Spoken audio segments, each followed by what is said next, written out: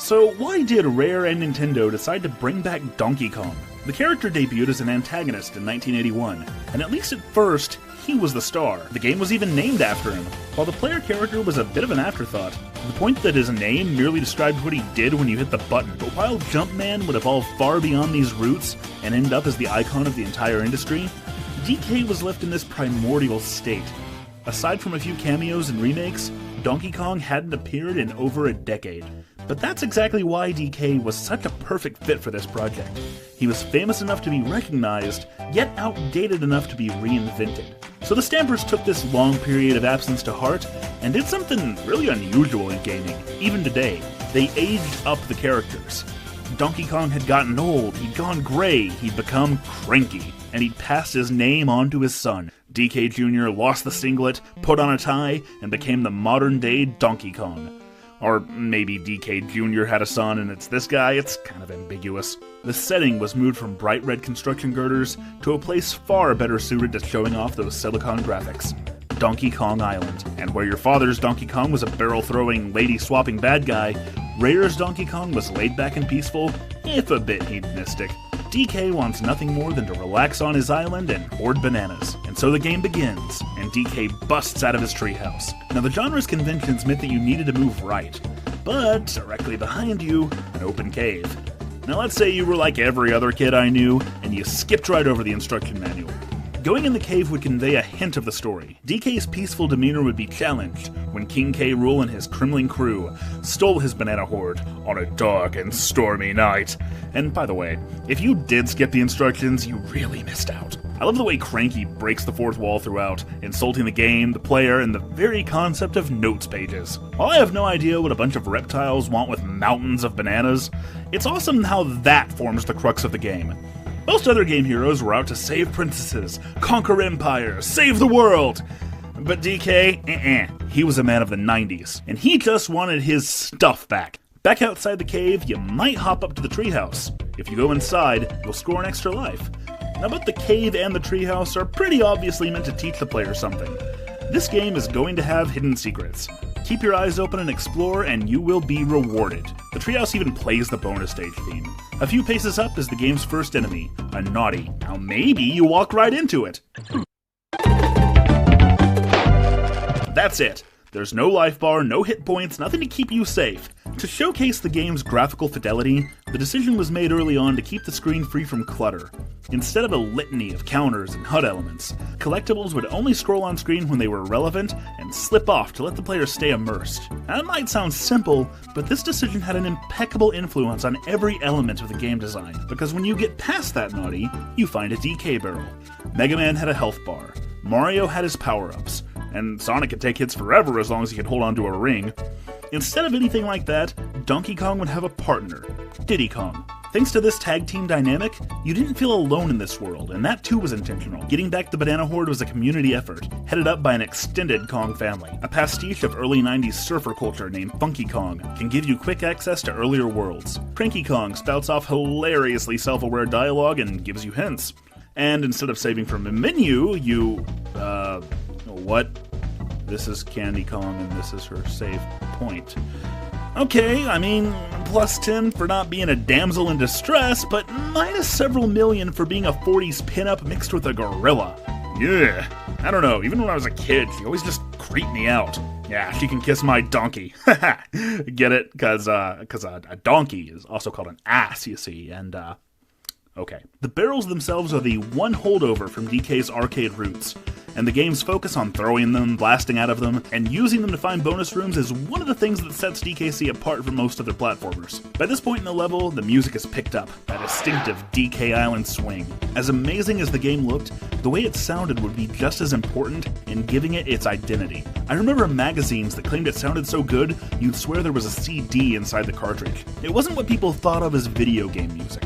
Evelyn Fisher, Robin Beanland, and David Wise's soundtrack was more cinematic and thoughtful, and would often incorporate environmental sounds into some incredibly memorable medleys. But while all the praise the soundtrack gets is very well deserved, the sound effects tend to get overlooked. Jungle Hijinks has 4 distinct enemy types, and wouldn't you know it, each one makes a different noise.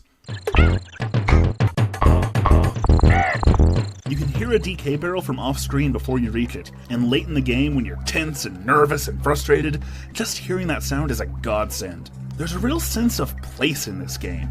It has a sophistication that was often lacking in games at the time. I mean, these are still cartoon apes fighting anthropomorphic reptiles, sure, but it was mature not in its themes, but in its tone. Some stages are huge and bombastic, but others are melancholy or thoughtful, and at least a few are downright chilling. Through all these elements, Donkey Kong Country was able to achieve an atmosphere that no video game had ever matched. About halfway through the first stage, you'll come across a crate. Busting it open reveals an animal buddy, Rambi the Rhino. And this guy is freaking strong. Everything about him accentuates that. He powers through a line of naughties. He makes this distinct, powerful galloping sound. He's basically invincible from the front. If it can die, it will die. Animal buddies are another big part of what'll give this series its identity. They're level specific, allowing the developers to theme some stages around them. When they get hit, they'll go running off, and you might be able to chase them down again. Animal buddies help to keep the gameplay fresh, and their designs are not only appealing, they immediately inform what they can do. Espresso's skinny legs can't hurt enemies, but he can float through the air. On Guard is easier to control underwater, and his nose is just as effective as Rambi's horn. Right here, he also occasionally shows up as a hologram. Squawks holds a light for you in one level, back in the days before sudden flashing lights were considered a problem. And finally, Winky is a frog and is absolutely perfect in every way. Finding any of these guys was always exciting, and just like the Kong family lent a hand, they too showcase a deliberate design. Instead of adding power-ups or menu options or hit points, Rare instead added distinct characters, and it gives the game so much more vibrancy as an interconnected world. As for Rambi, he can also bust through hidden entrances, and in Jungle Hijinks, a new player is almost certain to slip down here, break the wall, and end up in the first proper bonus room. When you come back to the level, you burst out the other side, hop down to the only platform you can see, and discover that items can be hidden underground. Maybe that clues you into another bonus room, and starts to reinforce the idea that a barrel often indicates a nearby secret. As you reach the end of the stage, a storm starts to roll in, darkening the entire scene and highlighting just how gorgeous this world looks and how fluent the graphic designers had already become. You can even turn around and head back through the level like this. Now maybe you're thinking to yourself, okay, so the graphics were pretty, but aside from presentation, this really wasn't anything new. Plenty of other platformers had you throwing things, plenty of them had hidden secrets. The two-character dynamic instantly reminded me of Tails, and the animal buddies were blatantly variations on Yoshi. Even in 1994, DKC was often compared to Super Mario World. But while it might have a similar structure to a Mario game, I'll argue that the comparison was faulty, because Donkey Kong Country did not play like Mario. Tapping the Y button lets the Kongs roll or cartwheel through enemies, and every time you hit one, you move a little faster. That momentum would even be preserved if you went over a ledge or jumped. You can also roll off ledges and jump in midair to clear more distance or reach higher areas. The lead designer, Greg Mayles, said years later, Super Mario World was sublime and intricate, best appreciated at a slower speed. Whereas Donkey Kong Country was extravagant and brash, you can take your time through this game, taking in the atmosphere and looking for secrets. In fact, I would encourage you to. But once the graphics have lost their spectacle and you know where everything is, here's the kicker. Every obstacle, every enemy, every vine and platform and blast barrel is placed in such a way that if you're skilled, you can move through the game with a speed and grace worthy of the aesthetic. DK and Diddy didn't change attributes or gain powers, and so the focus could be not on merely overcoming obstacles, but on skill mastery. Now that sounds familiar. Isn't there some other series that focus on building your skill to speed ever more impressively through painstakingly designed levels? Maybe one I spent all summer talking about? Yeah, there it is. Donkey Kong Country controlled like Mario and had the same sort of linear, focused level design, but I argue that it could be played a whole lot more like Sonic. It certainly felt unlike anything that had come before. It was more technical than Mario, more deliberate than Sonic, and way less forgiving than either of them. Playing Donkey Kong Country to perfection is akin to the rhythm of a musical instrument. Over the next generation, a big part of Rare's MO would be to take Nintendo's revolutionary concepts and do them bigger, faster, and stronger too. This is where that lineage began, by blending the crunchy precision of Mario's design, the kinetic flow of Sonic's, and an unprecedented style. DKC aimed to be the creme de la creme of action platformers. But as fun as it was, and as outstanding as it looked, DKC wasn't perfect. Yep, animal tokens. Collect 3 of them, and you'll be yanked into a bonus stage to earn lives. The problem is, they completely and often unexpectedly interrupt the gameplay that's supposed to be the focus of this design. Cranky claims they aren't even in the game, and I wish he was right.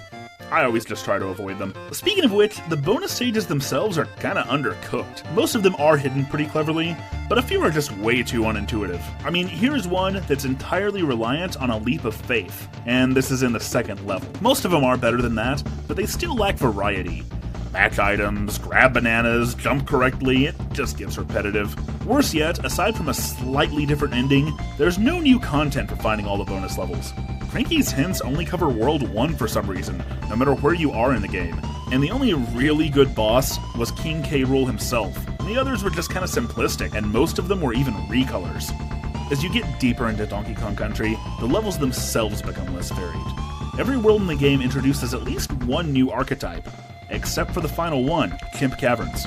And there's another problem. DKC has only 4 of the iconic jungle stages that are so overtly associated with the series. There are 2 treetop stages, 4 water stages, only 1 of these stunningly beautiful ice stages. But there are, no joke, 10 stages that take place in a dimly lit cave or mine. And I mean, I love the tough minecart stages, but coming to yet another cave starts to feel like a chore. All of this is a consequence of a pretty short development time, combined with a ton of pressure. DKC was rough around the edges and even unfair in places. It's a fun game, but it's certainly a flawed one. A ton of style, but not enough substance. Ultimately, I suppose, it's proof that players will put up with mediocre gameplay as long as the art's good.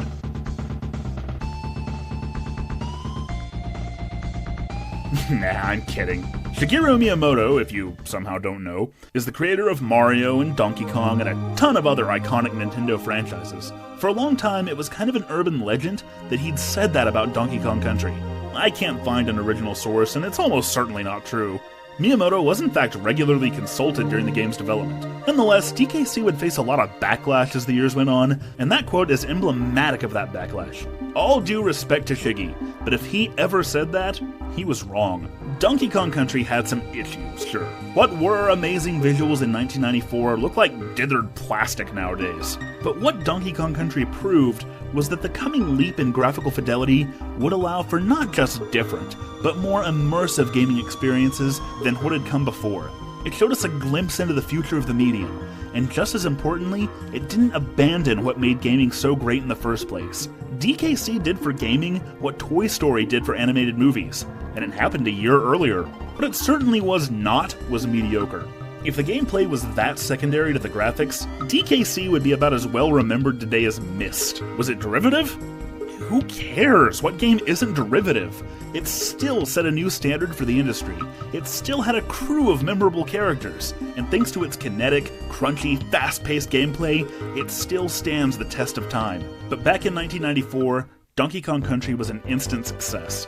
Retailers couldn't keep it in stock over the holidays, and the game would go on to sell over 9 million copies. The King of the Jungle was back, and for the first time in years, Nintendo wasn't just competing with Sega, Nintendo was winning.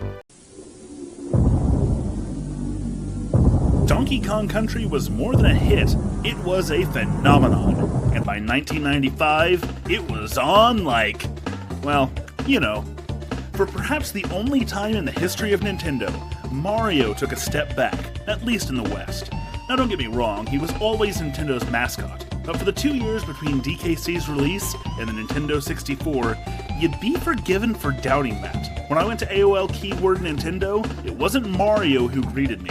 And look at this, a Super Nintendo bundle that included 4 classic Mario titles, but it was the 5th game that took top billing. Given what a sensation they had here, it would have been almost simple for Rare to make a sequel.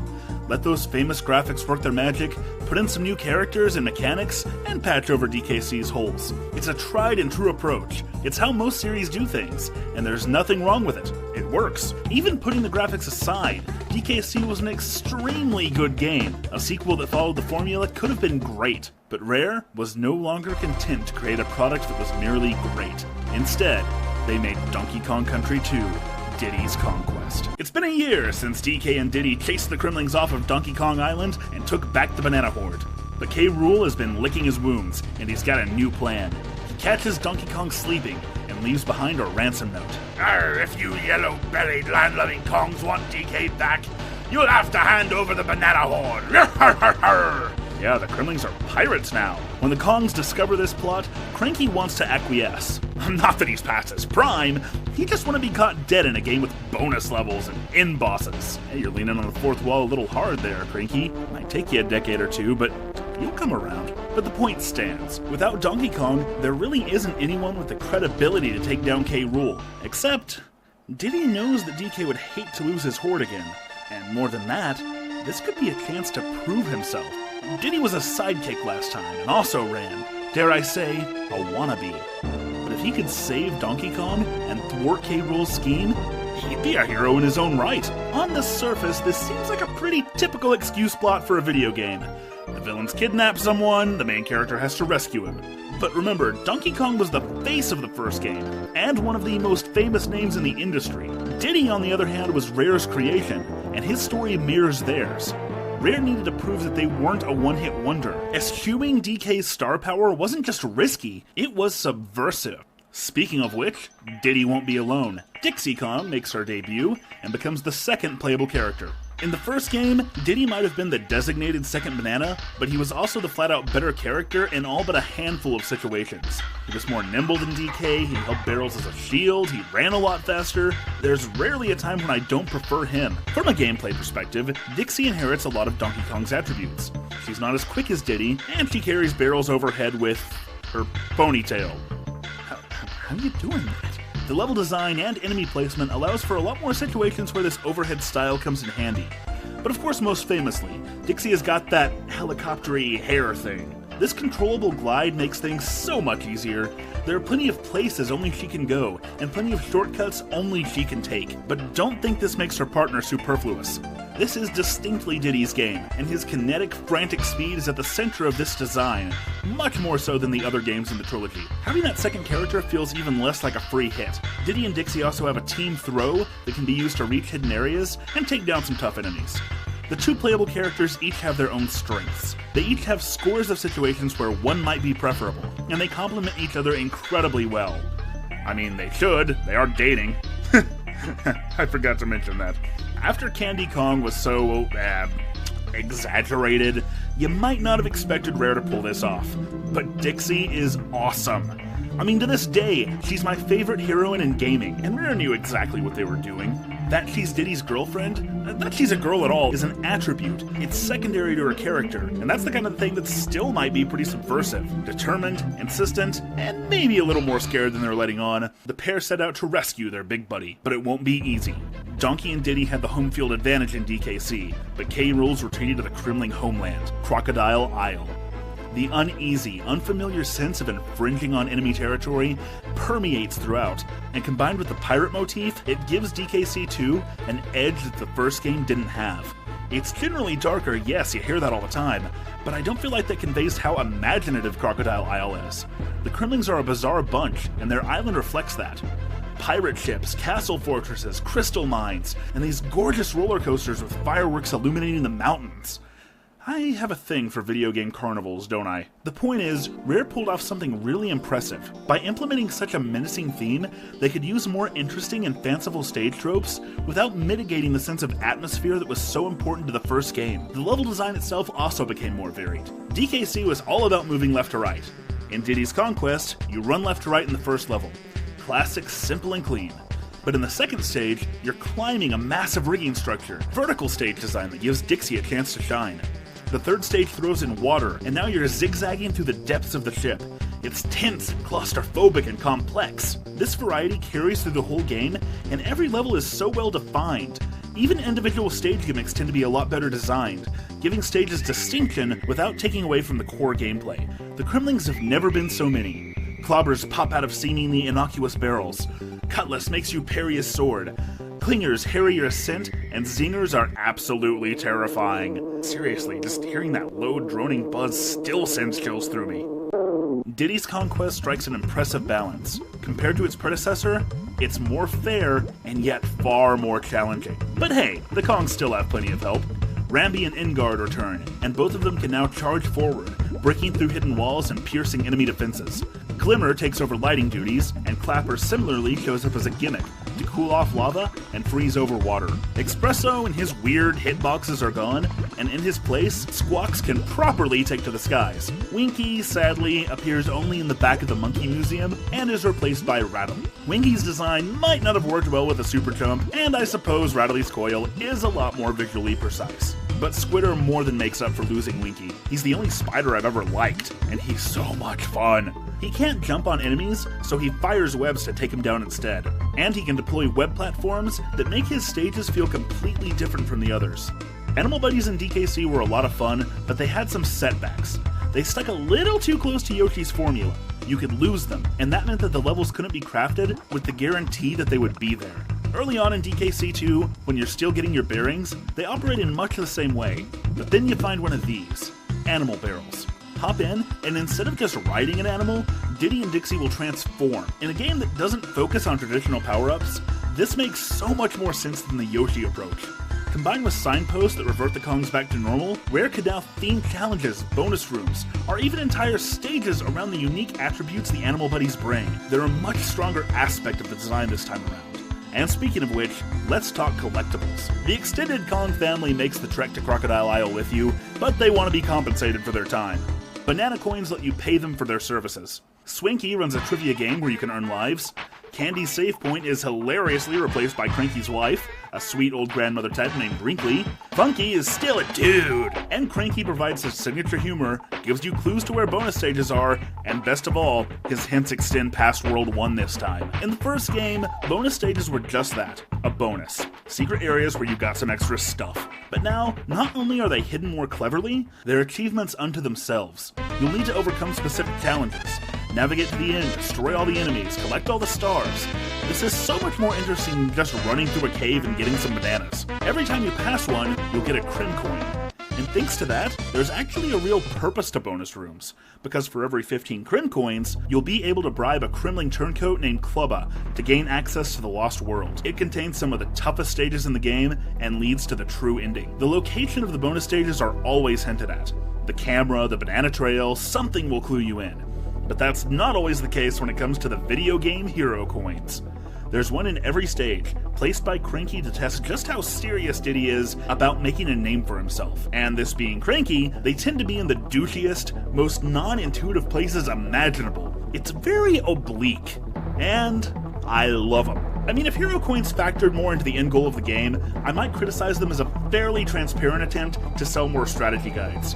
And honestly, they probably were that to an extent, but they're also a reward for the truly dedicated players who want to ensure that Diddy is a better character than whoever this guy is. And if the levels themselves were going to be so much more varied, the soundtrack would have to follow suit. David Wise returns to provide the score, and I love this man. He absolutely outdoes himself. Cinematic soundtracks in movies or TV shows are usually meant to evoke or enliven a mood. Video game music, on the other hand, was much more concerned with providing a strong, sharp melody to highlight the action, especially back then. But David Wise expertly integrates the best of both styles, and it is absolute genius. There's plenty I haven't even talked about here. The bosses are so much more complex and fun. The graphics are a huge step up, and I still think they look good. I love the way the end level and death music changes depending on the stage. The animation that plays when you stand still in a team-up. The way you can see DK Island in the map background. I love Bramble Scramble. Bramble Scramble is a stage that comes about halfway through the quest. It's the point where the developers stop screwing around. It's one of the longest, toughest, most frustrating stages in the entire game. The slightest wrong move will kill you. But the music evokes something totally different. It starts out slow and serene. It helps you stay calm and focused while you're building the skills you'll need to make it out of here. And eventually, it all builds to a dramatic crescendo that perfectly encapsulates how it feels to overcome such a seemingly impossible challenge. This music should be such a contrast, yet it's a perfect fit.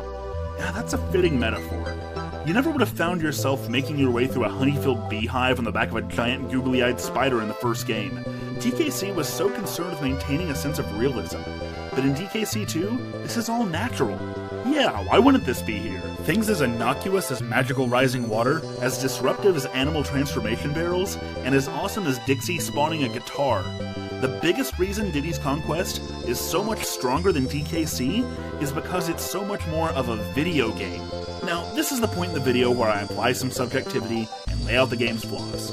But you know what? I can't do that here. Any point I could raise would be picking at the tiniest of nits. I have no critique. And I'll admit, that might be the nostalgia talking. I'd been playing video games for over a year by this point, but truth be told, I wasn't much of a gamer. I was young, and I would just use cheat codes or a Game Genie to get through them instead of actually getting good. But this game was brand new, there were no cheats like that, so I had to actually play it. It took my friends and I more than 6 months to get to K. Rool. We'd be stuck on a single stage for weeks. There'd be parts I was better at, parts they were better at. To this day, my Super NES controllers creak because of this game. It was a frustrating, monumental struggle the whole way through, but it made the victories so much sweeter. This was Diddy's Conquest, but it was mine too, and when I finally knocked K. Rool into the Kremling Force Power and sank Crocodile Isle, it was honestly one of the most fulfilling moments of my life to that point, because for the first time ever, I had earned the right to win. Every year since then, I've played through it at least once. It's an evergreen game for me, and it never loses its shine. Sonic the Hedgehog was the reason I wanted to be a gamer, but until I played this, I was just that, a wannabe. It would have been so easy to just build on DKC's very solid core mechanics, but Rare went so much further beyond. This actually is the creme de la creme of action platformers. It's as close as anything's ever come to being that mythical perfect game, and it's the first thing that comes to mind when I hear that phrase. Donkey Kong Country 2, Diddy's Conquest, is one of the most remarkable video games ever made, and Rare was just getting started. Donkey Kong Country is such a wonderful series. It pushed the boundaries of what the Super Nintendo was capable of. I mean, Donkey Kong Country 2 is considered one of the best platformers on the system, and that is still selling it short. That a follow-up to that game, heck, that any game in this series could turn out so... I do not want to do this. But I will, so let's step back. It was the summer of 1996. DKC was still one of Nintendo's most prominent franchises, but a whole new dimension was just over the horizon, and it wasn't Donkey Kong leading the charge. But my fandom, on the other hand, was at an all-time high. I'd finally beaten Diddy's Conquest, and I'd made quick work of the original after I'd got it for my birthday. I wanted more. I needed more. So I took a ride on the information superhighway, scouring the news archives at AOL keyword Nintendo, when an idea occurred to me. I typed in a game that I had never heard of. Donkey Kong Country 3. This was the first time I ever learned about an upcoming game release on the internet. As if by magic, this press release granted my every wish. It was called Dixie Kong's Double Trouble.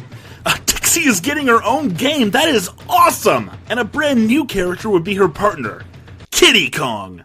You might notice there's no footage here. See, these were the very early days of the internet, and while I learned the name Kiddy Kong, we didn't really have many pictures back then. I wouldn't actually see Kiddy until this issue of Nintendo Power came out a few months later. Yeah, is that a baby baboon wearing lipstick? Huh. Rare was always really good at taking Nintendo's concepts and doing them one better. But, Rare, that only works if you take the good ideas. But oh well, it's alright. Kiddy might be a little weird, but still, a new DKC is coming. And best of all, it'll be starring Dixie Kong. Donkey Kong Country 3 starring Kiddy Kong. What? Oh, no it isn't! Starring Kiddy Kong. Yeah. So I guess some marketing exec must have decided that a game starring a girl might not sell to boys. But you know what? I was a boy in 1996, and this commercial just kind of offended me. It made me even more antagonistic toward Kiddy. I mean, the game is literally called Dixie Kong's Double Trouble, but no, can't let people know that. We'd better claim the leading role is going to the freaking baby. In the 90s, babies were more suitable game heroes than women. But whatever, commercials are dumb. I was still looking forward to it. After an agonizing wait, November 22nd arrived, and so we could at last bear witness to Rare's 16-bit swan song. This is Donkey Kong Country 3. It's been a few months since Diddy and Dixie committed horrific genocide on the Kremling race. And the Kongs are still celebrating. One morning, Dixie wakes up to find a note from Diddy. He and DK are gonna spend the day exploring a serene area to the north of DK Island, the Northern Cremisphere. Days pass, and when the duo fail to return, Dixie sets out to find them. She comes across Wrinkly Kong's cave. Wrinkly might have retired from teaching, but she'll still save your game. Dixie heads over to Funky's Rentals and... Hey, look at that! Funky is no longer a pastiche of 90s surfer culture. He's a mechanic now, but don't you worry, he's still a dude! Then Funky forces Dixie to partner up with Kiddy Kong, and I accidentally turn the game off. Okay, I'm joshing ya. Funky lets Dixie rent a motorboat, leading to one of the biggest additions to this game. In DKC 1 and 2, the world map was always point A to point B, and while individual worlds are still mostly linear, the overworld map is expansive and open. As you play, you'll gain items that Funky can use to build better transport, allowing you more and more freedom. It's a neat design, and there are even some places where you can choose between multiple worlds. This is a great fit for the series, and one of the best additions. As you go through the game, you'll often trade with the Brothers Bear, a multi-spectral cavalcade of humorous personalities. They usually lead you in pursuit of another new feature, Banana Birds. Banana Birds are hidden in caves all over the map. Play a quick Simon Says style minigame, and one of these mythical creatures will break out and go off to flitter around Wrinkly's save cave. And thanks to Blunder Bear dropping some hints, you'll locate a new lost world, Krematoa, where you'll once again trade bonus coins for level progression. Swanky Kong has set up a carnival sideshow, and Dixie and Kitty are his marks. Cranky plays the dastardly heel, and you'll compete against him in a target minigame to earn rewards. I like the idea, but I can't help but wish Cranky had retained his role from DKC2. Without him, there are no hints to bonus stage locations or secrets, and given this game's change in focus, that's really something they shouldn't have omitted. That just leaves our playable characters. The Dixie and Kitty team features the greatest differentiation of the trilogy. The team throw makes a return. When Kitty throws Dixie, it works like it did in DKC2, allowing access to higher areas and secrets. But when Dixie throws Kitty, he slams down, breaking through weak floors. She can also throw him into a wall and then run on top of him, but there are exactly 0 areas where this is actually useful. Kitty's in-game sprites turn out a lot better than some of his renders, but the biggest problem with him is how severely outclassed he is by Dixie. I often stick him in the lead just so he can soak up a hit. The level design here is not often focused on forward momentum, and it's not worth giving up Dixie's helicopter twirl for a very slight speed boost. Kitty does skip over water. Okay, that's kinda cool. But his advantages are so weirdly situational. As you've probably gathered, I never really liked Kitty. I always wished they'd just let DK partner up with Dixie. And speaking of DK, in Donkey Kong Country, the first level was a dense jungle, and a rhythmic drumbeat slowly emerged from the environment, building to a frantic medley.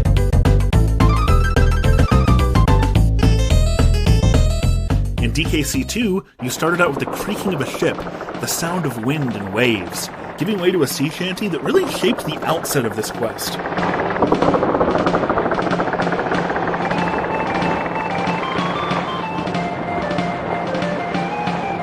So how does Donkey Kong Country 3 begin? Oh boy! DKC3 tends toward realistic level themes, but with a much more cartoony aesthetic than its predecessors. There's no question that this looks fantastic, and after the previous game was so dark and treacherous, it makes a lot of sense to go the other direction. These brighter vistas do justice to Rare's ACM graphics, and they're clearly pushing the Super NES to its absolute limit. Unfortunately, I mean that literally, there's a lot of slowdown this time around. Dixie discovers that the Kremlings are back, and eventually tracks down their apparent leader, Chaos. He's a giant floating automaton with a SWAT bot head that looks like he was cobbled together out of spare parts. And as it turns out, he actually was. K. Rool was, of course, behind the curtain the whole time. He's adapted the guise of Baron K. Rulenstein and become something of a mad scientist, capturing DK and Diddy and using their brainpower to operate chaos. This story is evidence of two of the biggest problems with DKC3, theme and tone. Now certainly these environments and enemies are creatively designed, but there's not much that thematically ties them together. How cool would it have been if the Kremlings had been horrifying abominations of science, evidence of K. Rool's experiments gone awry? I mean sure, have everything start out all bright and happy, but as you get deeper into the game, something's going horribly wrong here. Donkey Kong Island's two biggest heroes are gone, but it's played so lightly here that what should be a tremendous undertaking has all the apprehension of a Saturday morning cartoon. Now there's nothing wrong with comic relief villains or a lighthearted approach, but DKC2 made me feel things. DKC3 lacks that kind of pathos. At the end of the first two games, Cranky gives the heroes his begrudging respect, a respect that's felt by the player as well. But Dixie and Kitty don't even get that. Speaking of Cranky, his video game hero coins are back, and are now more properly christened DK coins. While before the challenge was where they were, now it's more often how to get them. Each one is guarded by a Kremling who is named, of course, Coin. Haha. He's using the DK coin as a shield, so you'll need to find a way to bounce a steel keg into him from behind. It's a pretty well done mechanic, and you'll even get that aha feeling from some of the more challenging puzzles. Once you get all the DK coins, Funky will craft the gyrocopter, which opens the overworld up completely and lets you nab the last few banana birds. When you get all of them, they take you to meet the Queen Banana Bird, who sticks it to K. Rool one last time. DKC2 ended with Crocodile Isle sinking against a gorgeous sunrise. This game ends with a giant egg falling on K. Rool. Well, at least it fits. On a more positive note, though, this does do a lot to expand the mythology of the series. If bananas in the Rare Island chain are derived from banana birds, they might be packed with a magical energy. That, in turn, could explain what exactly a bunch of reptiles wanted with DK's banana horde in the first place. It's just that you have to actually play the game to experience any of that. And while the world is impressively cohesive, the gameplay is not. Donkey Kong Country to this point was a very sharp experience. Stages were built with an amazing sense of rhythm, allowing a skilled player to blast through with a dynamic finesse that was honestly unparalleled. Donkey Kong Country 3 is not designed this way. It's a lot slower paced and nowhere near as kinetic. It's not uncommon to have to backtrack a bit, or wait for platforms, or solve puzzles with endlessly respawning barrels. The game sacrifices that quick pace for level variety. Almost every stage introduces something that sets it apart from the others. Now, DKC stages had always had gimmicks, but they generally supported the rhythmic core gameplay. But in this game, the gimmicks obfuscate the gameplay. They're so often the focus that they just become tedious. Monkeys throw nuts at you, and you'll have to hide behind barrel shields. There's a stage where enemies fire at you from the background, and one where the same thing happens from the foreground. A hungry fish will take a bite out of you if you don't keep him full. Then there's this freaking stage, Squeals on Wheels, where you have to defeat enemies to open doors. Thrilling. For every cool concept like Low-G Labyrinth, there are a dozen stages where the gimmick just wears on you. In the first two games, stages that I didn't really like were the exception, but here, they're the rule. The slower pace even extends to the new animal buddies. I mean, Rambi was a powerhouse, all about forward momentum, near invulnerable from the front, obliterating Kremlings like a tank on ecstasy. But he's not even in this game. In his place, Ellie the elephant can use her trunk to pull barrels in from afar, drop them on enemies, and suck up water to snipe Kremlings. She is also terrified of squeals. Perry the parallel bird is hilarious. He flies directly overhead, taking out certain airborne enemies, picking up items, and turning into glorious prizes should you manage to keep him until the end. It's a real oversight that he's never gotten his own game. Anyway, is Donkey Kong Country 3 innovative? Absolutely. Is it well designed? Yeah, for the most part. But is it anywhere near as fun as the first two games? I don't think so. The sad thing is, it could have been every bit as legendary as they were, and it still would have been destined to be forgotten. Rare knew it too. Rare's veteran team had created the first two games, their A-team, with guys like Chris Sutherland and Greg Mayles, but that team didn't work on DKC3. And while Nintendo claimed this decision was meant to keep the series fresh, the real reason is patently obvious. I mean, look, Wrinkly's playing it right now. Rare's most experienced people were now working on games for the Nintendo 64. That was the future.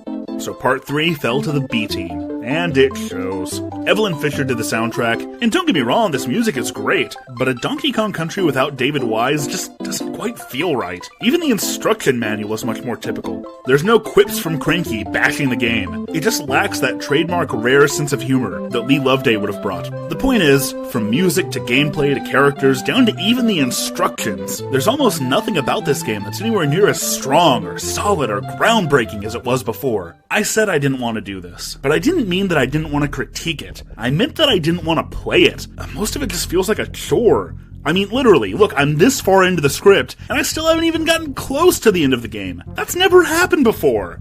I would rather work than keep playing. I complete DKC 1 and 2 at least once a year, and I always have. But what you've seen here is my first time playing through Country 3 since it was released on the Wii Shop channel over 7 years ago. And where I played 1 and 2 to completion when I was a kid, it has taken me 19 years to finish DKC3's Lost World and free the Queen Banana Bird. This is the first time I've ever done it. But you know, a funny thing happened as I got close to the end. The game got a lot more challenging, sure, but it also got a lot more fun. I could feel this less seasoned team working out the kinks, starting to pull off stage variety and crunchy gameplay with so much more cohesion. In spite of all I've said, I do not think that this is a bad game. When I look at it objectively, Donkey Kong Country 3 is at the very worst an above-average 16-bit platformer. It took the series in a bold new direction, and why wouldn't it? You weren't going to improve on DKC2's formula, so it only made sense to try something different. I wouldn't have wanted it to be a rehash. One of the amazing things about the Donkey Kong Country series even now is how well each individual game sets itself apart from the others. It's just that bold new direction so sharply turned away from the kinetic gameplay that I loved about the series. But that's my problem. If you lean more toward the puzzle solving or exploration or world building elements of video games, I expect you'll find a much better game than I did. Experience is the greatest inhibitor of creativity and innovation. This team did not yet know what not to do, but there's a lot of charm to the Northern Hemisphere in all its vibrancy, in all this unbridled design. It might not have revolutionized graphical fidelity, and it might not be a near-perfect epic, but there's no doubt that Donkey Kong Country 3, Dixie Kong's Double Trouble, was made with passion. And it's a good thing it was, because Donkey Kong Country would not return for 14 years. Man, I had no idea how long I was going to put off this Trilogy review for. And you know what?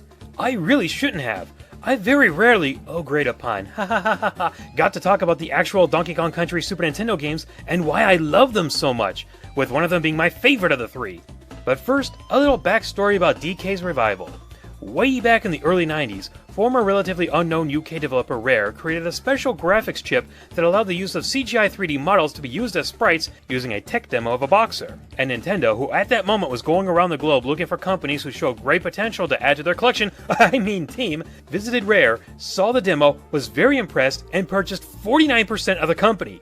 Not enough to become a first-party company, but enough to make their games exclusive to Nintendo. Rare received a lot of cash to better improve the quality of the 3D models, and when they were deciding on what game to make, designer and writer Greg Miles wanted to make a platformer inspired by Mario 3 that would be visually appealing, and asked if they could make a game based on the long-forgotten character, Donkey Kong. Up to this point, DK was left behind in the past, while Mario became the mascot of Nintendo. DK would finally get his chance to shine. Oh wait, no he wouldn't, because DK became the character known as Cranky Kong. So who is this? Why, it's his son, no wait, his grandson, DK Jr. How do we know that? The Donkey Kong who fought that epic battle with Mario was this guy's grandfather. Any other questions? How can DK be next to himself in Mario Tennis? Oh, that's just a space-time continuum paradox, don't worry about it. So now DK Jr. takes his grandfather's name, Anti, went through a time skip so Mario would be unaffected, and was used in a game that had the most impressive graphics the world had ever seen, making it a landmark in gaming history. But as any self-respecting gamer will tell you, looks aren't everything. But man, did it get a lot of attention! I remember hearing about this game from a commercial, and I couldn't believe what I saw! My family rented it, we beat it, and I wanted it for Christmas that year because, well, I wanted that game because I loved playing it. And with that out of the way, let's dive into the actual game. One dark and stormy night, the Kremlins came to DK Island, yeah, clever name, stole DK's banana hoard, and put his best little buddy Diddy in a barrel before he could warn DK. Now Donkey Kong will go across this island to reclaim his banana stash and turn the Kremlins into his new matching handbags. Glad that didn't take 5 minutes to explain, because now it's on like... Ugh. DKC plays like many other great traditional 2D platformers. Just get from point A to point B. If you take a hit, you'll die! Unless you have either Diddy or DK right behind you. If you lose either one of them, you can easily get them back by picking up and breaking a barrel that says DK on them. And the DK on the barrel can mean either Diddy Kong or Donkey Kong! Brilliant! If you want, you can have them tag the other Kong to be the leader. There really isn't that much of a difference between the two. They can both run and jump and climb and do an attack, and if you do an attack over a ledge and then jump, you'll do a super jump to reach other areas or hard to reach items. Diddy is a little faster while DK can do a ground pound, which really isn't that big of a deal in this game, and I've only gotten use out of it in the first cave level. DK holds a barrel over his head, while Diddy puts it in front of him, giving a little extra protection, and it makes it easier trying to find all the bonus rooms. While on the subject of barrels, these star barrels are your checkpoints should you meet a nasty end, and you'll meet a lot of them. The steel barrels keep on rolling when thrown, and you can get on top of them for a ride and then pick it up and use it again. Multi-purpose! These are the self-explanatory TNT barrels, and then you have the plain old regular barrels. That was a little underwhelming, so let's go over the extra help you'll get like your animal buddies. The most popular one is Rambi the Rhino, your destructive powerhouse. Unguard the Swordfish, aka Water Rambi, who also makes the swimming parts as easy as the frog suit from Mario 3. Winky the Toad, your slippery jumper, and Espresso the Ostrich, your slow descension. Oh, and there's also Squawks, who shows up for one level, and if you can't handle quick bright flashes, do not turn around. On the map, you'll find the other members of the Kong family, like Kong. Why was I bleeped? Isn't a bad word. What's wrong with saying? Who was the idiot that allowed that to happen? Whatever, she'll save your game. Funky Kong will fly you around the island to places you've already been to, and has a theme that matches his name. And finally, the original DK himself, Cranky Kong, who gives advice and a whooping. Oh right, the other things in the levels. Bananas are basically your coins, rings, or anything else you collect that gives you an extra life when you collect 100 of them. Balloons will automatically give you an extra life. Collecting the letters K, O, N, and G will also give you an extra life. And collecting 3 of the same animal tokens lets you go to a bonus room with the animal that's on the token where you can get some extra lives. Find that hidden multiplier. There are also other bonus rooms hidden throughout the levels that can earn you either more bananas or 1-ups. It may sound like the game is just throwing extra lives your way, but in all honesty, you'll be needing a lot of them! There is a total of 6 worlds and the final boss. Each world has a theme: jungle, mines, forest, snow-topped mountains, industrial wasteland, and caverns. However, not every level in the world fits that theme, such as underwater, temples, and the forest moon of Endor. And they only make sense if you look at the map. Personally, I like it since it makes the areas less predictable, and if every level in that area looked the same, it would feel very tedious and boring to me. And while I'm on the subject of levels, I would like to point out that nearly every level is used about 3 to 4 times, with a few exceptions, but they usually have a different coloring to them, and usually a gimmick. No, you know what? Gimmick kind of devalues them. They fit the level all too well and are very well thought out, so I guess you could call them themes or even set pieces. It makes them all feel very unique and, dare I say, fresh from one another.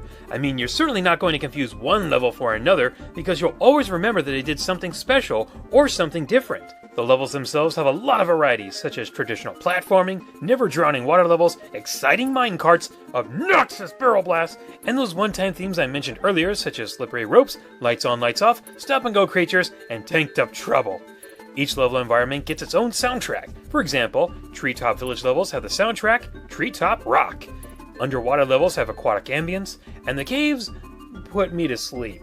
Once you've conquered, yes, I went there, the levels in the world, you'll encounter a boss that is, put bluntly, easy, predictable, and really aren't even worth talking about, so let's move on to the next part.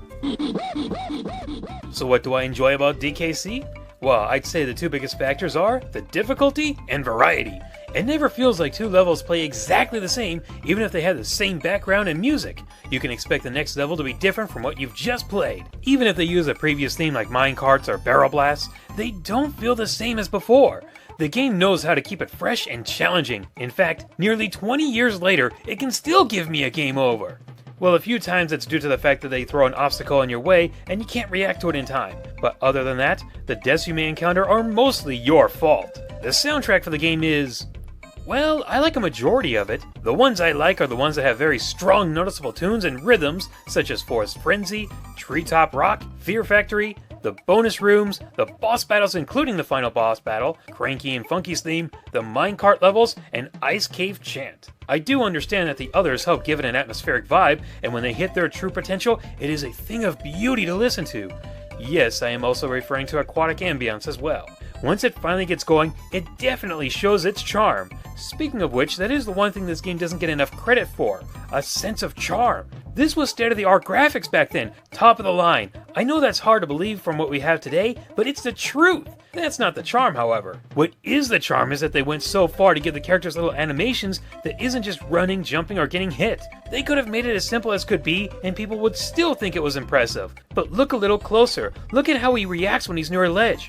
Or seeing Diddy just take off his hat and scratch his head. Even the level names themselves have a little bit of charm to them. We take that stuff for granted these days and don't even notice how the Pokemon trainer in X and Y has idle animations for the first time in the handheld RPG series. Back then, the only characters I can think of that did that were Sonic the Hedgehog and Earthworm Jim.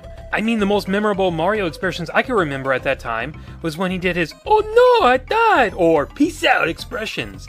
It seemed like that was the furthest they ever did with him until Mario 64, from what I can remember anyway. Back then, it was kind of rare, there's that word again, to see characters actually give off a form of personality. Look at how happy they are when they clear a stage. Look at how mad or disappointed they are when they lose a bonus round. Even the enemies give off a sense of personality. Every different kind of enemy gave off a different sound effect from when they got beaten up. It's a little layer of depth that could go right over the heads of many players today, but back then, it's kind of hard not to notice it, which only confuses me as to why I don't really hear anyone else talk about it that much, or even at all. And while it can be pretty tedious checking every wall in Bottomless Pit, I still feel a little joy when I find the bonus stages. Which actually brings me to one of the biggest problems I have with the game. Finding every secret bonus room in the game gets you 101% completion next to your save file, and Cranky saying, "Good job." That sounds very unimpressive and very unsatisfying. I personally never got the total completion score because I didn't see a big payoff for it. No extra levels, no unlockables, nothing that adds anything to the gameplay, just something I can watch on YouTube. It didn't give me a whole incentive to come back and play some more, besides playing through the game again just for the heck of it. Yeah, there's a 2-player mode, but it's not what it looks like. Only one person plays at a time. One player is DK, and the other is Diddy, and you only play if the other person switches, which in my case, never happened, or if they get hit and run away. The other 2-player mode lets you see who can beat the game first, but once again, it's not at the same time. It makes it more fun to just play by myself. Overall, Donkey Kong Country was an impressive platformer that ended up selling over 8 million copies for the Super Nintendo, becoming the second best seller for the system. Some say that Donkey Kong Country alone was the reason Nintendo eventually won the 16-bit console war, but without a source, it's just a myth. As is expected from a big blockbuster title, a sequel would be in order, but I couldn't believe that they would come up with one in just a year! For as advanced as this game looked, I never thought they could make a sequel in about 365 days! The first time I heard about it was in a screenshot of EGM magazine. I couldn't believe it! Another installment to a game I couldn't stop playing was coming out before the end of the year?! It came out on November 20th, 1995. Unfortunately, I had no idea at that time when it actually came out, and I ended up getting it around New Year's Eve, and could not wait to spend the rest of my Christmas vacation playing Diddy's Kong Quest. Oh look, another PUN. They love to do that. One day DK is relaxing while Diddy is playing with his girlfriend Dixie Kong. I assume this is like Tiny Toons and they have no relation, right? Well, DK was enjoying a pleasant day until pirates came and kidnapped him. They leave a ransom note saying, "Hand over your banana so you'll never see DK again. Ha ha ha!" Although the game's note just says, "You'll never see him again." Ha ha ha ha! Diddy takes it upon himself to rescue his friend, and Dixie decides to come along, while all the older Kong members set up shop to help them while the kids take on a journey to a dangerous pirate island to get their friend back. Kids, always doing a grown-up's job. The gameplay is identical to the first game in the sense that it's a 2D platformer asking you to get to the goal at the end of the level and rock out! Of course, it wouldn't be much fun if there weren't any new additions and improvements from the first game, and there's plenty of them! Most notably, the new character Dixie Kong. She uses her hair to pick up barrels and throw them, and she twirls it like a helicopter to attack and float downward, making some of the most difficult platforming parts in large gaps a thing to laugh at. They've also given Diddy and Dixie a new team-up move where you can pick up the other Kong and use them as a weapon or to get to higher areas or items that are out of range. And there's also some barrels that can only be used by Diddy or Dixie, and because Dixie starts with a D, the DK barrels still mean the same for both.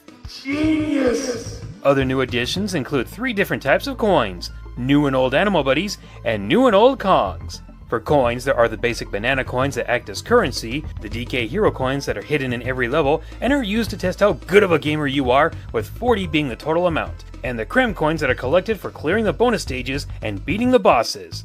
For animal buddies, Rambi and Unguard return with a new charge move, but Winky and Espresso do not reappear. Squawks finally ditches the light and will now carry you and spit out nuts. Squawks, you've graduated from flashlight to awesomeness! Be proud! Squitter the Spider, who is easily the best new animal buddy, shoots webs that can be fired straight, upwards, downwards, and webs that act as platforms. Eat your heart out, Cloud Mushroom from Galaxy 2! Rattly, on the other hand, is pretty much a pogo stick. And then we have 2 animal buddies that won't give you a piggyback ride. Glimmer takes up Squawk's role from the first game by lighting the way in this one underwater level, and Clapper the thermostat allows you to cool hot water or freeze it to ice so you can run on it. In certain levels, you'll jump into a barrel that has a picture of an animal buddy on it, which will transform you into that animal. There's not much of a difference, except you don't get an extra hit, but you don't have to chase the animal buddy down if you get hit. Then you have the Kong family on the overworld map yet again. Cranky and Funky return and offer their usual services this time. But now it costs you some banana coins for first-time users. Cranky's wife Winkley steps in, who runs a school that gives information that you should already be aware of, so don't purchase them, and can save your game. First time in a world, it's free. Every other time costs you 2 coins. And I don't know who wrote those answers on the board, but I can guess they probably won't get very far in life. And then there's Swanky Kong, who runs a trivia game show. Pay him some bananas to win extra lives, but if you get a question wrong, you'll have to pay to play again. That takes care of that. Oh wait, there's this Kremlin Clubba. You have to pay him 15 Krem coins to use this barrel that takes you to an unlockable and very difficult level. And whatever you do, don't try to fight him. The sequel is structured very much like the first game. See your levels on a map, go there, clear them all, beat the boss, and repeat. In a similar manner to the first game, every level is seen 3 times. Except for the roller coaster level that shows up twice, and the only haunted hallway level. Although when you add those up, you still get 3 minecart-ish levels. I don't know exactly what you want to call that.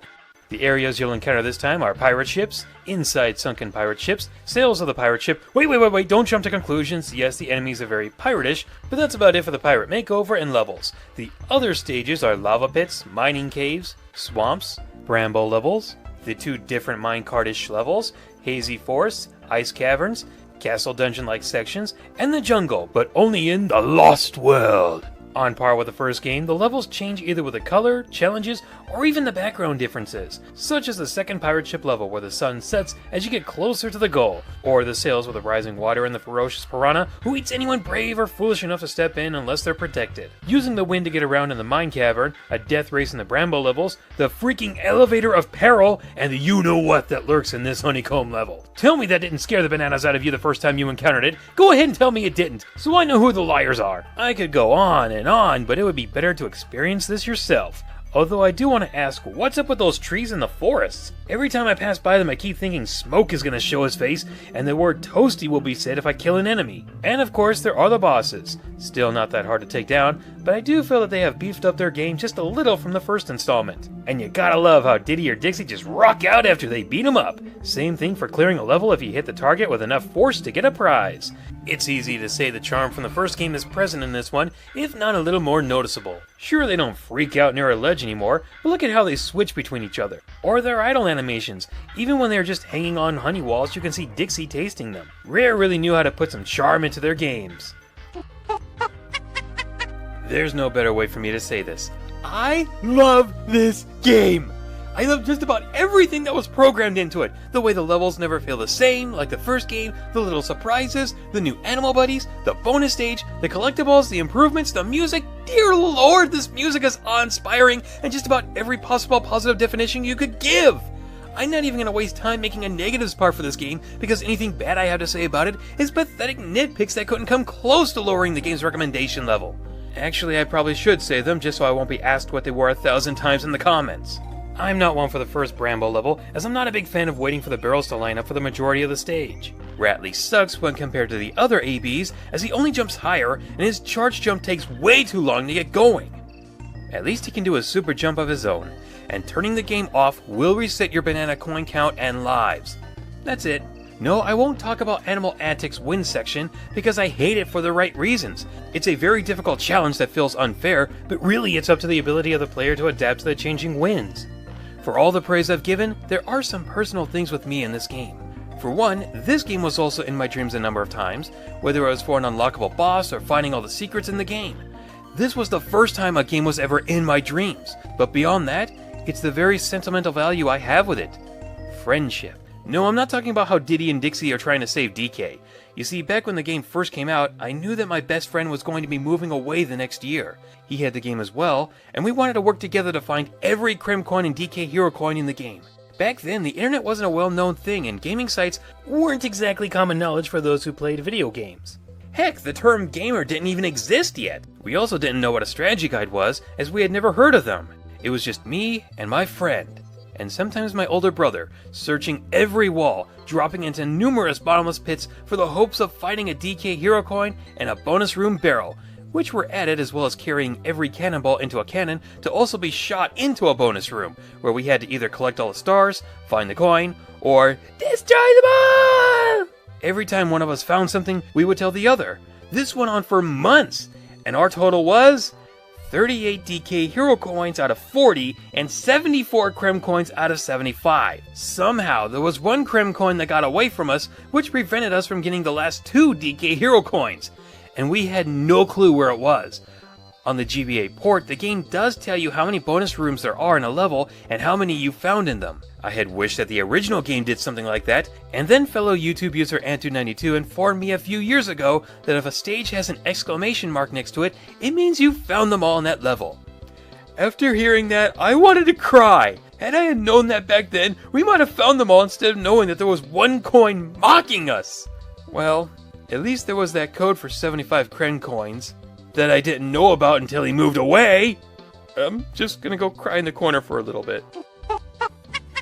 To me, Donkey Kong Country 2 will always be the king of 2D platformers in terms of varied level designs, incredible music, and wanting to prove yourself as a gaming legend. And with 2 successful games for the Super Nintendo, Rare decides to go for the hat trick and release Donkey Kong Country 3 Dixie's Double Trouble on November 22nd, 1996.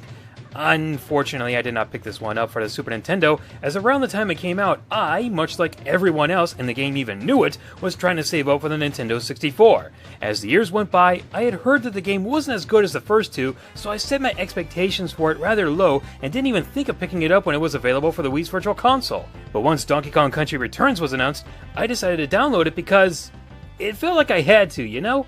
To experience the whole trilogy for myself, and to have a warm-up for when Returns was released. Good thing I downloaded it when I could, because all the Donkey Kong Country games were taken down from the Virtual Console for an unknown reason back in November 2012. Honestly, Nintendo, either give us a reason for this or put them back up there. Otherwise, it just looks so dumb. So, what's the story this time? Short and to the point, DK and Diddy are missing, and Dixie goes to an island where she believes they are and teams up with Kiddy Kong to go looking for them.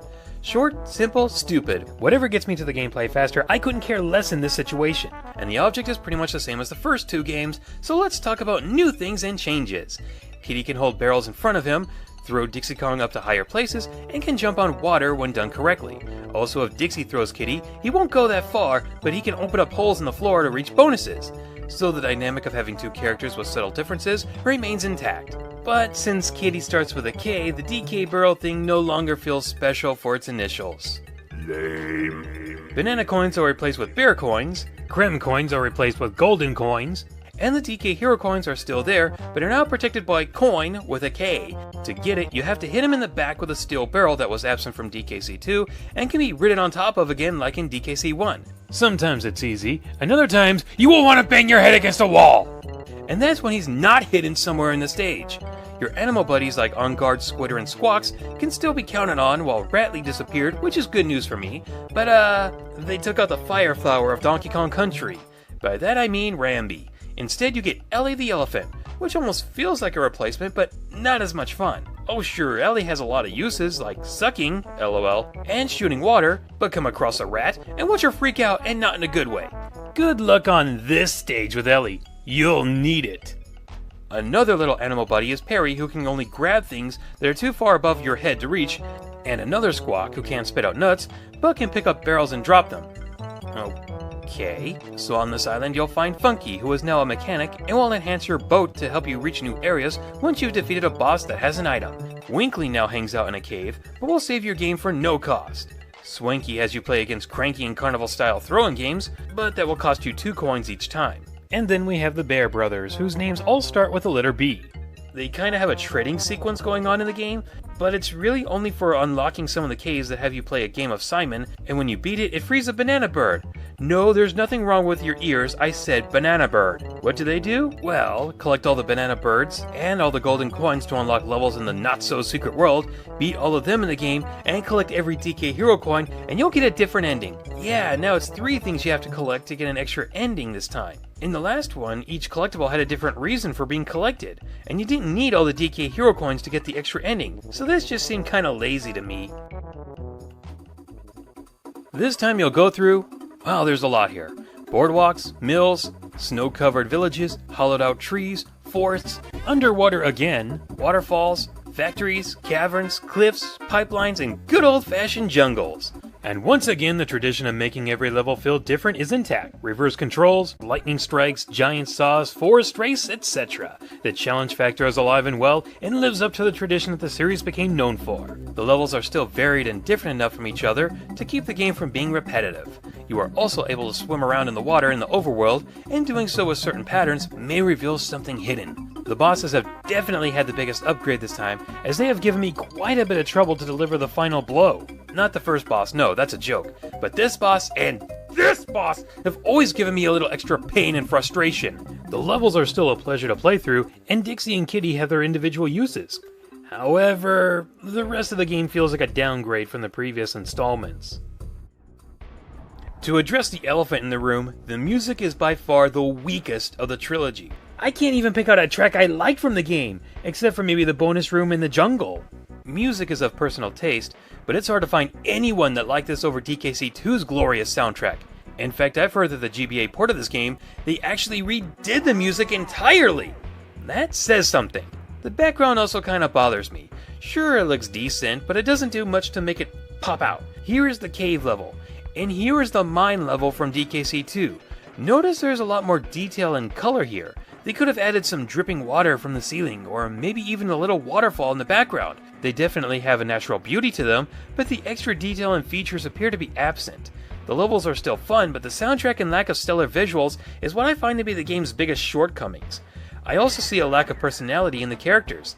They aren't excited or scared anymore, and besides the idle animations and switching, the only noticeable charm is Kitty raising his eyes when he clears a bonus stage.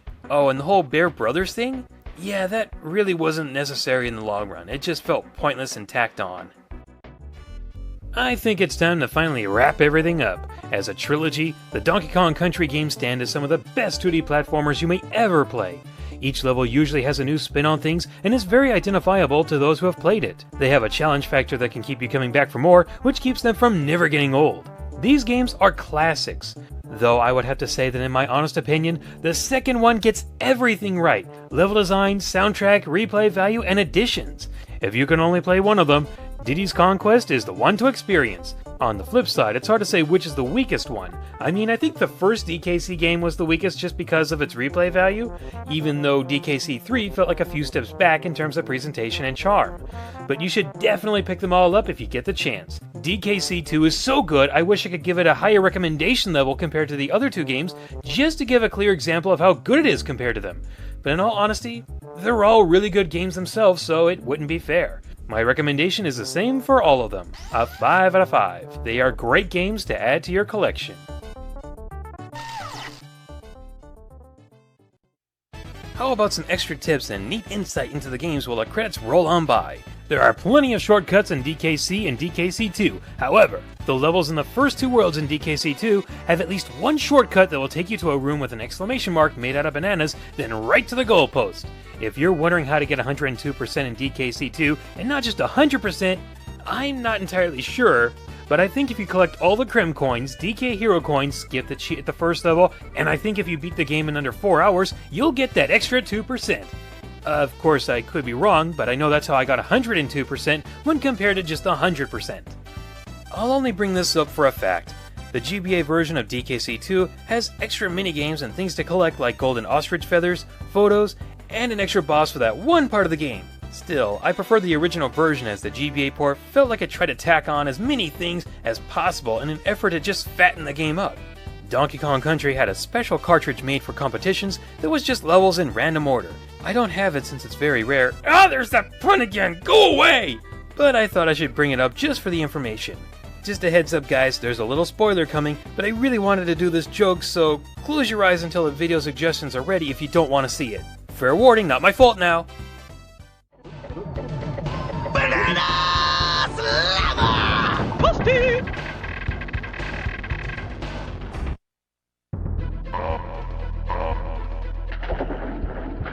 Fatality. Donkey Kong. In 1981, he was Nintendo's #1 mascot, until Jumpman, aka Mario, took him down and stole his spotlight. Since then, nobody gave a crap about him until Sega began the rivalry with Nintendo. Sega was winning the 18-bit war, and Nintendo was crawling back to Donkey Kong pleading for help. This was the biggest comeback a video game character has ever had. A comeback that will teach all developers that you don't need an add-on to make graphics and gameplay. This is a game that saved Super Nintendo from losing the competition with Sega.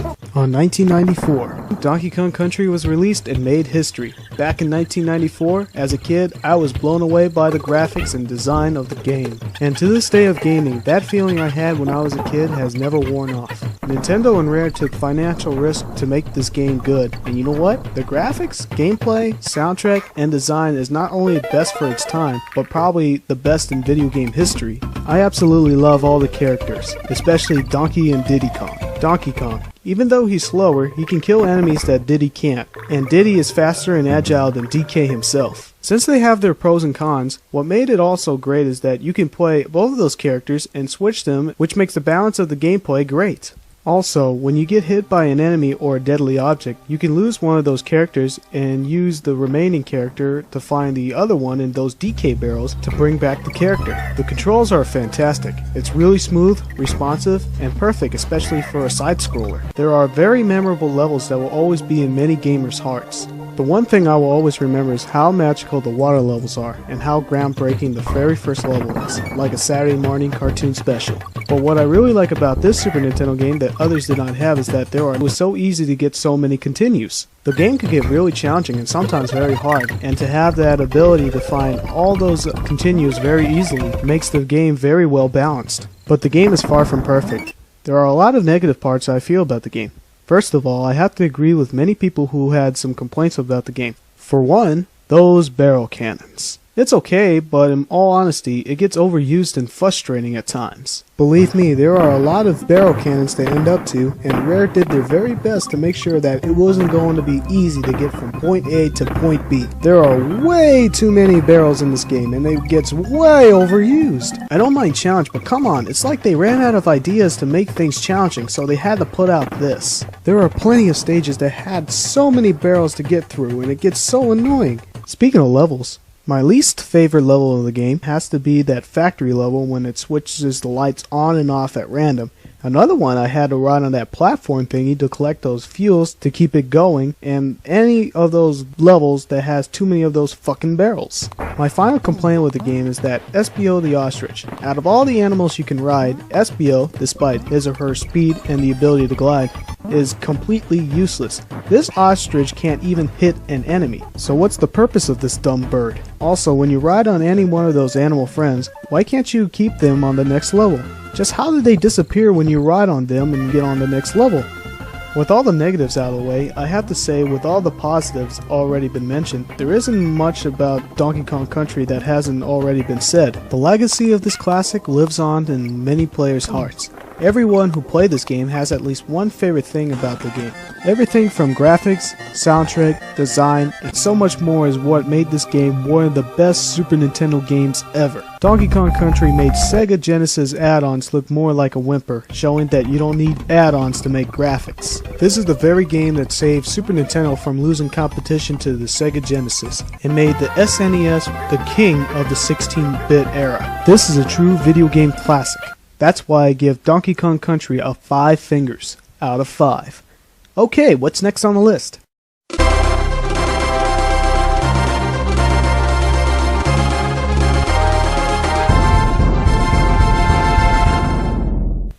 Wow, Donkey Kong Country 2, Diddy's Conquest. A year after the epic success of Donkey Kong Country, the sequel was released. Instead of getting your bananas back from King K. Rool from the original, this time your pal Donkey Kong is kidnapped, which leaves Diddy to rescue him. Wait a minute, what kind of DK game is without a partner? Enter Dixie Kong, also known as Diddy's girlfriend.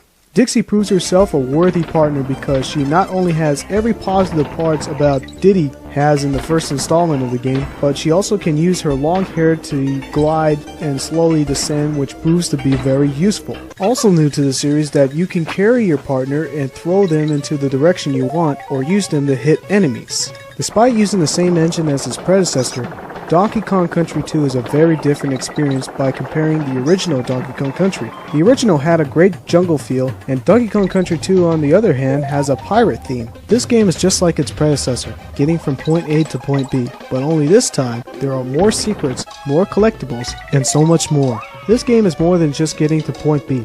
You have to collect DK coins as in every level and sometimes very hard to find, and bonus coins, which can be found in bonus barrels, which leads you to a bonus stage. You don't have to collect them, but if you want to make 102% completion, you better collect them all. By the way, those bonus coins, they are used to get access to the Lost World, which puts you to those extra levels and to see the real ending of the game. The problems I have for the original still prevails in the sequel, but I got more complaints to add. There are way too many things to collect, and sometimes finding those secrets are hard to find because the graphics are so good you can't even tell whether or not if it's a wall or a background. This gets frustrating when you're trying to collect everything from the game and going back and forth to find what you missed. Other than that, that's all I got to say. For the positive parts, they are my favorite part of the game. For one, the graphics have greatly improved. Even to this day, the graphics and designs is probably the best in video game period. Like what I said, it's hard to tell if some of the parts of the level is background or a fake wall. The effects and animation that are put in this game is just what makes the game very mesmerizing. The background is constantly moving like a film, and there are fireworks, molten lava, and so much more that's constantly moving. The boss battles are so much better and more memorable than the first game.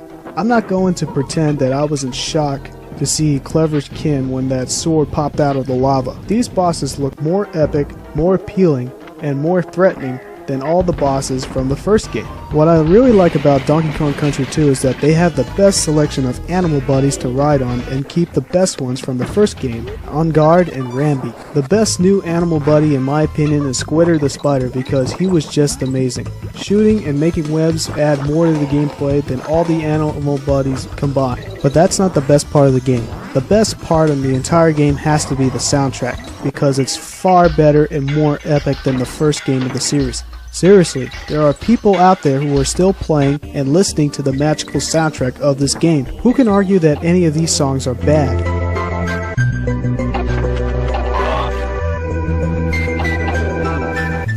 You know what? There is no argument. The music has a lot of power, emotion, and a lot of echo. This is something that music in games does not have anymore. When I find somebody who talks about the Donkey Kong Country series, they often say that the first one is the best, and I do wonder if they pay attention on how the second installment of the series actually is. Same way how I feel about Spyro 2 when they say the first game of the Spyro series is the best. I don't know, probably because the original had more wow factor than Donkey Kong Country 2. But that's besides the point. From designs, controls, gameplay, and soundtrack sums it up to one of the best gaming experience from a 2D side-scroller. Donkey Kong Country 2 is one of the best games I ever played in my life. It's just a complete magical feeling every time I play the game. The character designs reminds me of old school Nickelodeon. The background made me think of an amusement park, and the soundtrack is incomparable with anything I've ever listened to. This game will always age well in my book and is always replayable. That's why I give this game a 5. Wait a minute, only 5? With everything I said, only 5? Okay, for the first time ever on YouTube, I give this game a 6 fingers out of 5. That's right, I rank this up to the level where Legend of Zelda Ocarina of Time is in. Seriously, I don't give the word greatest lightly to anything, and Donkey Kong Country 2 is one of my favorite games of all time. Man, with 2 phenomenal installments of the series, I can hardly wait for Donkey Kong Country 3. What's it gonna be like? Are we gonna have Donkey Kong again? Are we gonna play all 3 of the characters, DK, Diddy, and Dixie at one time? I can't wait for the 3rd game of the series. What's gonna happen? Wait, what? What? Who the heck is this fuzzball? Kiddy Kong? What the hell? Where's Donkey Kong and Diddy? Where the hell did they go? Lost in a fishing trip and Dixie has to find them? That's bullshit! How is it even called Donkey Kong Country 3 if they don't have Donkey Kong in it? How dare they take DK and Diddy off as playable characters? How dare they make the character models crappy compared to the other 2 games? How dare they not make the soundtrack so epic? How dare they took off Rambi and replace him with this elephant? How dare they make Kiddy Kong's gameplay pathetic compared to Donkey Kong's gameplay? Rare, how could you make the 3rd sequel nowhere good as the 1st and the 2nd? How could you? How could you? How could you? Okay, after finishing everything I disliked about the game and overreacted in an immature manner, okay, let's talk about the positives. Don't get me wrong, it's a good game. I have to admit that the graphics and the designs is the best of the series. The stuff like the waterfall effects is really great to look at. Like all Donkey Kong Country themes, Donkey Kong Country 3, it's a mix between mechanical themes and southern country themes. With all honesty, the designs kinda remind me of Myst. Anyway, DKC3 brought back everything that most people loved about the first game, a casual platforming with some challenge. The boss fights are more interesting than all the other ones in the series, but not as epic as DKC2. It's a great game, but with all honesty, it's not as good as DKC or DKC2. One of the main reasons why it failed is because it did not have that wow factor that the original one had. Also, it was released on the same year that Nintendo 64 was released. Since they didn't change too much of the game, but put a lot of features in it, I have to give this game a 5 fingers out of 5. It's not the best, but one hell of a good game. First we have Donkey Kong Country, the original game that started this incredible series. It featured the characters Donkey Kong and Diddy Kong, who are now classic icons of video game history. Now let's get down to gaming. This is a classic example of the golden era of video games. Games that are unmatched by nowadays standards. By now a save feature was pretty standard, so you would expect it in a quality game like Donkey Kong Country. Most people played one player, as the two-player mode was mostly alternating. And now we begin our adventure on the colossal Ape Island. At least that's what I call it. I hope I'm not lame. Like in Super Mario World, you get a high-quality map screen to begin the game. Right when you roll into this world of excellence, you know what kind of game you're getting into. From the quality animation, the excellent backgrounds, the solid music, everything about it is just excellent. Even the controls are very responsive and fun to use. And wait, what if you get hit? Oh, then Diddy runs in and you can play as him instead. Playing as two different characters adds some depth to the game. Diddy is very fast with a cartwheel that is the bane of your foes. DK is strong and has a long jump, but isn't as good at killing enemies, and it's much slower. The game features lots of variety, such as animals you can use to ride, and secret passages to find more bananas. DK, Diddy, what's up with you and your stupid fascination with bananas? I do not share your passion. The game starts well because overworld levels are the best in the game. Then there's cave levels, mine levels. Then there's the temple levels, with backgrounds so realistic that when I went to Mexico, I was surprised I wasn't seeing Kremlins running out of the corners. And like all platform games, some water levels. I'm just gonna say that the water levels in this game are not as strong as the overworld levels. The controls start getting awkward, and with DK especially, you'll run into a lot of fish and die. The only truly flawed levels are the snow levels, where you're forced to fly through barrels or else you'll fall to your death at the bottom of the screen.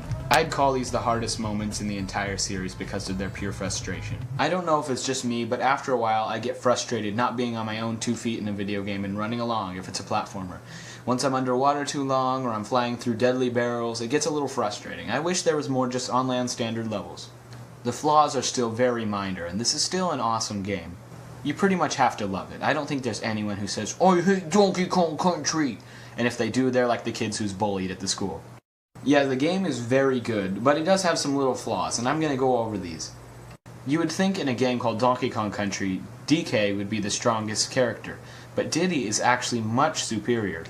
Don't get me wrong, I like DK, and he's a powerful jumper and a strong character, but still, he lumbers compared to Diddy. Diddy is just faster, his cartwheel is way better, and playing as him is just a more solid control experience.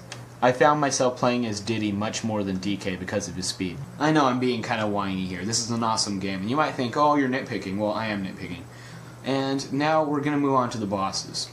Yes, the bosses. Don't deny, don't deny, don't deny. They're not that great. The bosses are underwhelming. Jump on them a few times and they die. Throw a couple barrels, they die. None of them are really very challenging experience or inventive. I mean, they look nice, they're nice graphics, but not a very inventive bosses. Even the final boss, I'm sorry. So that was the first Donkey Kong Country, and yes, a very good game. So, could a grand game like that sequel be any better? Well, let's see, right here. Donkey Kong Country 2. Wait a minute, where's DK on the title? Well, wait a minute, this is Donkey Kong's game. I mean, he's got to be here somewhere. Where is he? Wait, is he behind Diddy? No, Donkey Kong's not behind Diddy. No, wait, who's that? No, he's not here. There's no Donkey Kong! That is a major blow. No Donkey Kong in a Donkey Kong Country game. I mean, look at him in the center. He's like, awesome. But when you think about it, gameplay-wise, maybe the game could be improved without Donkey Kong. I mean, he was lumbering and just not as fun to use. Luckily, Dixie is an awesome character. Dixie perfectly balances out the game. She's not as fast as Diddy, but she controls well and has a new move. She can spin her ponytail to make her spin through the air like a helicopter slightly. This is a very useful move, and you'll find many secrets like this. You'll travel across the screen like this. She's just an excellent balance to the game. I'm gonna say right now, this is definitely a worthy sequel, and I just love this game. There are many little things added that make the game better, such as animals now have a super move when you press A that, like, say, unleashes a charge or a super jump. The secrets have been improved too. This is one of the first games that lets you play mini games on the side to earn special prizes. There is just a vast amount of secrets in this game. There's even a secret world if you get enough coins and you can enter it. This adds a lot of replay value to it. Now watch the use of moves. First the ponytail to fall, and now watch this. When you press A, you can throw one of the other members onto an enemy and hit them, or reach higher places. The moves are just vastly improved in this game. I guess this move isn't unbelievable, but it just adds another slight amount of fun and a feeling of variation. The enemies are once again top-notch. Maybe not the most difficult to defeat, but still very good. The bosses are very much an upgrade, but are still quite simple to defeat. Like I said, most of the good things in this game that make it stand out are small things, like upgrades, say like the animal companion. Squitter is a spider in this new version who can shoot webs and make temporary platforms out of webs. There's a similar set of animals in this one as the old one, but some got booted. I didn't really care that they got rid of the ostrich, but Winky's gone! The frog Winky!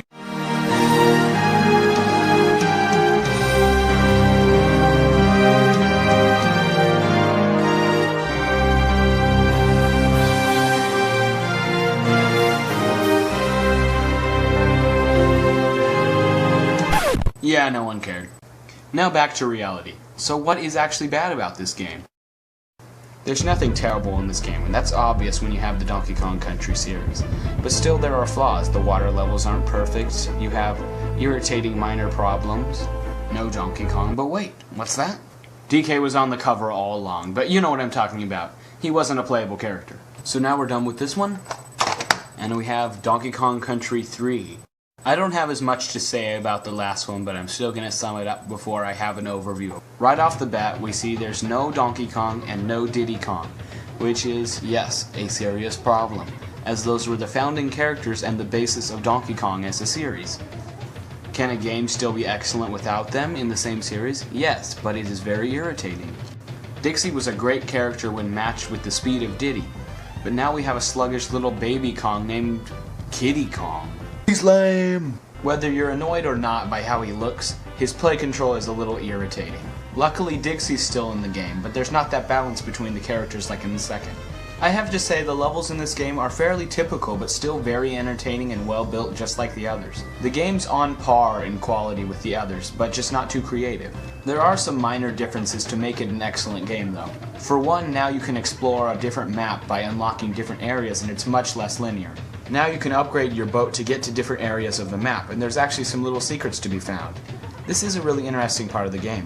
Basically, once you get past having to play as Kiddy Kong, this game is excellent. While weaker than the other two in some ways, this game is still awesome and has its own strengths. For instance, graphically, this is my favorite game on the Super Nintendo. Everything is just so sharp and excellent, and the mountains can sometimes be breathtaking. Most of the animals in this game aren't very creative, except the elephant, who is pretty much awesome. Though it looks stupid and I prefer Squitter, this one is more versatile. Its trunk can even squirt water or suck barrels towards you. Like I said, this game is excellent, but I don't have much to say about it. It's kind of standard, other than its graphics and a few improvements. It had flaws in some areas, like the terrible sewer levels that sometimes switch your controls backwards. That was a terrible idea and just a gimmick to make you lose. But still, awesome game.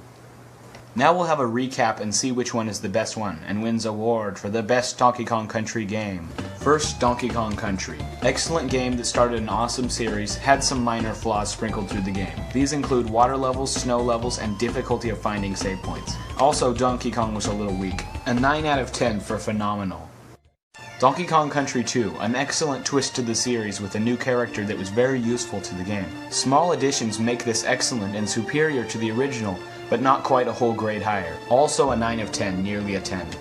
Finally, Donkey Kong Country 3, an excellent game that keeps up with the tradition of excellence. Though it has great level design and graphics, it doesn't quite match the creativity and greatness of the other two. The resulting score one number lower. An 8 out of 10, still excellent. And so that leaves someone that you know who won. The award for best of the series goes to Donkey Kong Country 2. Though the second is best, both of the others are excellent too. Any game from this series is worth your time. Every last one of them is awesome. While not quite the brilliance of Super Mario World or some of the RPGs, this is still one of the top Super Nintendo games I've ever played.